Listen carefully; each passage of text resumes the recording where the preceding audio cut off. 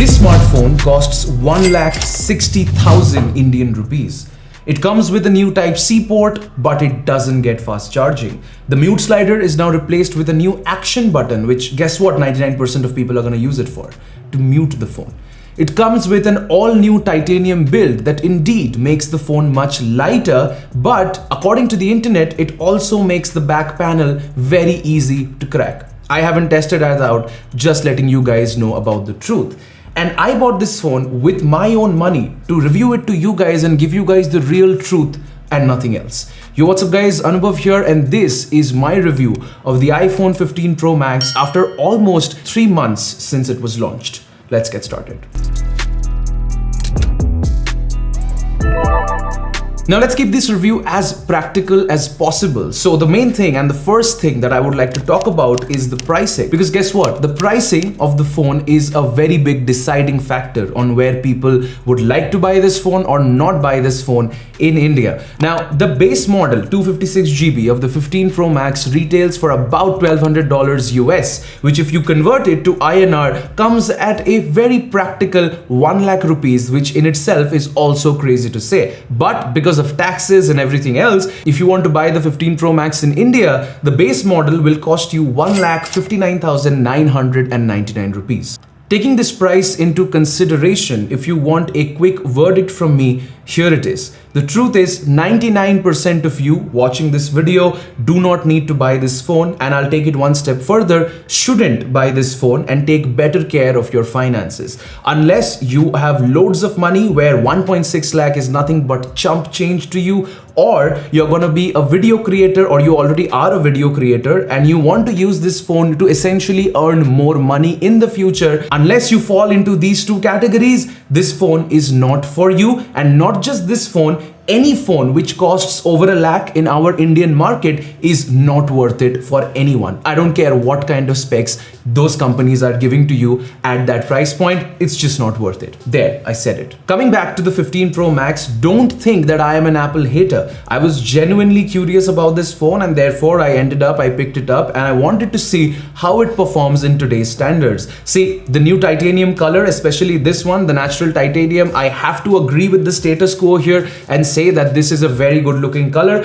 The phone feels very premium to hold and to use, and the new back has a matte frosted finish which makes the phone easier to grip when you use it without a case. Other than that, the display is also always a pleasure to use from Apple, a 120Hz promotion panel. Finally, you get it at least on the Pro models. It's always been a pleasure to use. The bezels in the front have also been reduced, so the phone looks much bigger in real life, even though it's just a 6.7-inch panel, and it just looks very nice to use whether you're using your phone to do normal things or watching content on it. Now, the current iOS version on this phone is 17.1.2, and I received an update for this a couple of days ago. And I have to say that ever since I bought this phone, I haven't faced any overheating issues. So if you're worried about that, they were present in the first batch of the 15 Pros and Pro Maxes that was sold here in India. But I'm happy to report that after you update it to the latest iOS, you will not face any overheating issues, and I also did not face them. Now, coming to the OS, of course, this is an iPhone, so it runs iOS 17.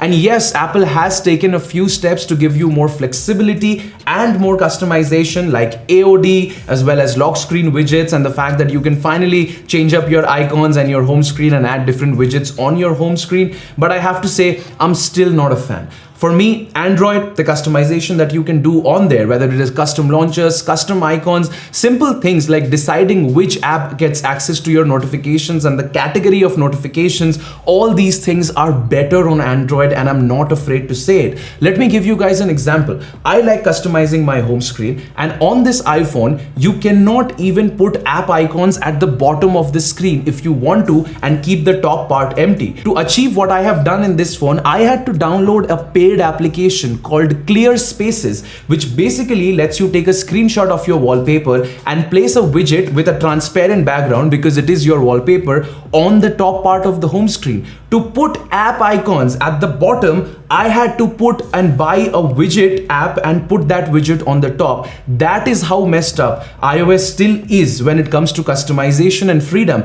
And if you don't think that that is a problem, I have nothing to say to you, but this is just what I feel about the current state of iOS's customization. This phone, when it comes to performance and hardware, also has the new A17 Pro chip, which really is excellent in everything that there is to do on a smartphone. Not just that, Apple has partnered with a couple of cool developers to give you console quality high-end games like Resident Evil Village that you can play natively on the phone itself with a controller, or you can hook it up to an external display and get you basically a console inside your phone itself. Seems like a good step to go for smartphones in general, and I'm sure that we'll get something like this on Android as well as the time passes, but credit where it's due, this is a very good feature that I found on the 15 Pro series. With that, of course, day-to-day usage, whether it is multitasking and everything else, has been super seamless. You don't even have to worry about that when you're picking up a Pro series iPhone. So yeah, lags are a thing of the past and stutters are also a thing of the past. Two things that stood out to me as being exceptional on this phone was one, the battery life, and two, the stereo speakers.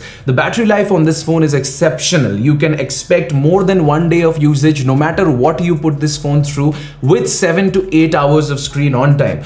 And it is really good to see that this is the best battery life I have ever faced on any smartphone, period. But it doesn't get fast charging, another place where Apple really missed out on capitalizing, especially with the new Type-C port. Coming to the stereo speaker experience, man, I would not be overstating this if I said these are the best speakers I've heard on any smartphone. The bass is louder, the overall sound is balanced and richer, and it's just better than any other phone out there. The speaker experience and the battery life, A+ from my side. Let's talk about the new action button. It's a good step, but the execution has been totally messed up. Why is nobody talking about the fact that the action button has only one action for you to do, which is click and hold? Why can't I set up different things for a single tap, a hold function, a double tap, or even a triple tap? This was again a huge opportunity that Apple could use to show its viewers as well as the competition that we are also giving you guys freedom and customization options. But again,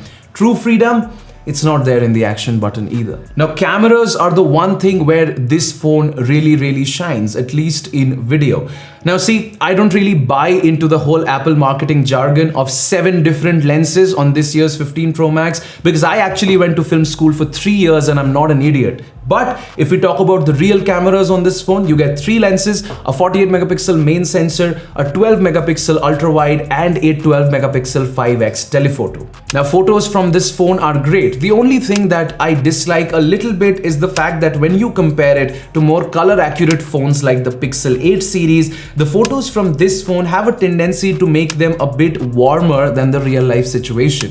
Other than that, the photos are really great, and if you want to get rid of the warmer tone that iPhone tends to add after it processes the photos, and you want more fidelity with your photos, simply turn on the Apple ProRAW Max settings in your camera, and now you can actually skip that entire processing, take 48 megapixel raw photos from your phone and edit them later. And I have to tell you, these raw DNG images are really incredible and something that has never been seen before, the kind of quality that you can get from a smartphone camera. Coming to video, a field where iPhones have always been the lead, and I have to say it remains the same and also slightly improves. Now, throughout the different lenses, whether it's the ultra wide, the primary, or the telephoto, video is great, colors look amazing, and everything is super stable. This time Apple has added ProRes 10-bit log recording as well directly on this phone, and that is absolutely incredible. But again, ask yourself this question. It's incredible and really helpful for a video creator like me or a content professional.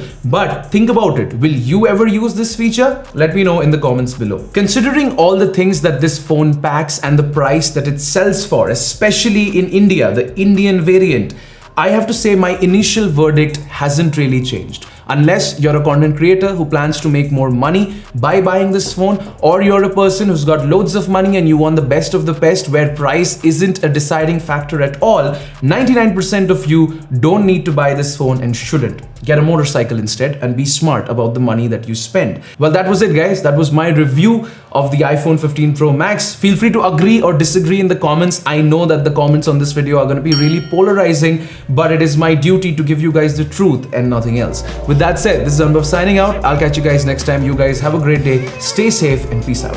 Bye-bye.